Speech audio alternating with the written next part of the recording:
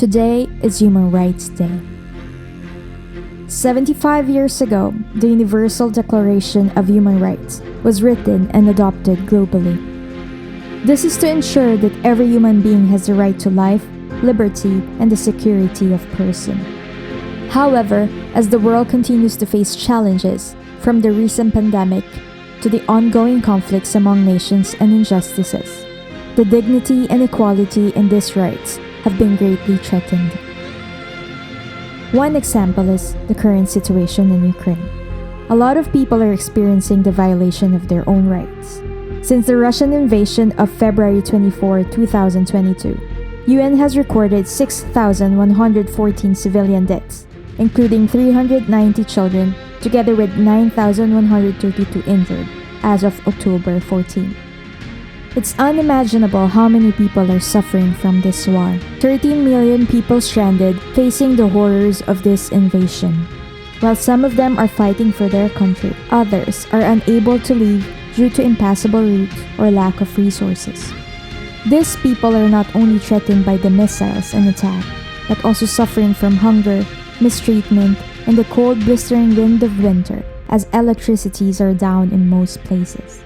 As of November 2022, UN has listed 7.8 million Ukrainian refugees across Europe. In this video, you'll get to hear about a family from Ukraine who was able to witness and experience the beginning of the invasion. Meet Tima and Janeta as they share their story. My name is Timothy. I came from Ukraine. I have 4 kids, one beautiful wife, Janeta. Мене звати Жанета. Я народилася в Росії, але вже 12 років я живу в Україні. І це чудова країна, я дуже люблю Україну. Я дуже щаслива, що я можу там жити. Я маю багато друзів в Україні. Я можу жити в Україні. Я дуже сумую за Україною і мрію, коли ми можемо повернутися. My name is Lesia and Tima is my older brother. He is 3 years older than me. Together in our family, 12 brother sister, and have 5 brothers and 7 sisters. My dad is 59, so he's not allowed to leave the country. My mom is free to leave the country, but she has chosen to stay with dad. Can you tell us about your journey coming here to Sweden? Yes, it's all for love's sake. I found my love in Sweden, and 2017 I moved to Sweden and we got married. So I have been living in Sweden 5.5 years. And that has been the connection why Tima and Janeta are living in Sweden. Yes, that's the biggest reason. Then they have as well connection to some people here, friends and church. So that was also one of the reasons that helped them to choose the country. We had very beautiful life in Ukraine. Often I go to Kiev, to this region for 1 week.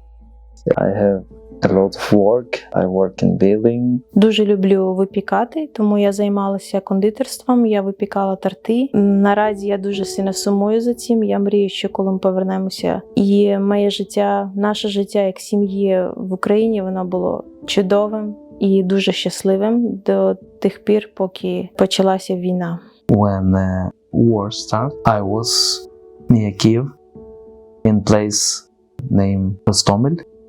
I work at this place, and just we leave this area. 1 hour late, 38 helicopters come to this area, Russian helicopters, and they start take airport in Hostomel. On the way to home, we see some news that in Hostomel something happened bad, because after 1 hour, many people was killed. I was pregnant when the war started. It was 24 of February, and it was my date to give birth. And I knew that this can happen any day. I was really scared about it. In the morning, I just received some messages on my phone. Please not take your children to school. And it was really hard morning for us. That morning is hard not to remember. That was the day we were waiting for. not the war, of course, but the day when we were about to sign a contract for buying a house. We had our almost 2-month baby girl and our son. We're about to get ready to travel and to sign the contract. And then met my husband's side. The only thing he could say was, I think you should call your dad. I mean, the feeling when everything inside of you is just crushing down, because that's probably what you were afraid of, that it will happen. And I knew my dad was in Kiev, and that was where it started. I prepared at this moment many different things for my baby, our son, because we dream about son many years. So many dreams stopped and was broken at the day. Late in the evening, we decided to go. I took some things, some clothes, and also I took all medicine, because I know that maybe during our way delivery can start, because all my delivery is very quickly. They decided that they will leave. The hospital where Jeanette booked a place and they were about to give birth to their baby there, it was bombed as well. And we start go to border to Poland. It was really many cars, maybe some thousands, and they said you can stand some days here. And we stay for 18 hours. We just waiting, not move, because so many cars, and my delivery not start. But I feel contraction every day, every night. Especially in the night, I was scared because sirena was in the night, and every time we must go to not near windows. I think what was hard that Jeanette started getting contractions. So it was like, even if we leave the country, where should we go? I mean, we maybe make it only to the border or only to Poland. We moved to Poland, and then we stopped in one friend's flat for one night, and we thought that if my delivery not start, we will move to Sweden. And the day when they were in Poland, they just crossed the border. That was the day I had my appointment. I was meeting my midwife after 2 months after giving birth, and she knew I was from Ukraine. So the first thing was, how is it with your family? I said, yeah, they're alive. That's the only thing you could say. And she asked more questions, and I told her that my brother with his pregnant wife were on the way to Sweden. I said, we must get her here. I can book a time for her here one day after they should have come to Sweden. And in the morning, we decided to go to Sweden. We came to Sweden next day in the evening. It was a very good trip to Sweden. Not good for me because I feel really bad. Every 15 minutes I feel contraction, and I just prayed, please God, stop my delivery. I don't want to do this in the car. When we came to Sweden, our friends gave us their house to live for some weeks. Ми не взяли ніяких речей для нашого сина. Всі речі залишилися вдома, не було тільки трошечки одягу для нього. The midwife, she asked the questions and said, I will see what I can do. And by the time I came home, I got a message saying, we have a baby pram, we have a baby bag. And she just named everything. She asked the age of the kids, and she wrote, we have clothes, we have shoes, we have toys, and we have the things for the baby. For us it was so good, so nice. We feel so much love, so much care. На наступний день ми поїхали в міграційну службу, і вони допомогли нам оформити документи як біженці. На наступний день в мене почалися пологи.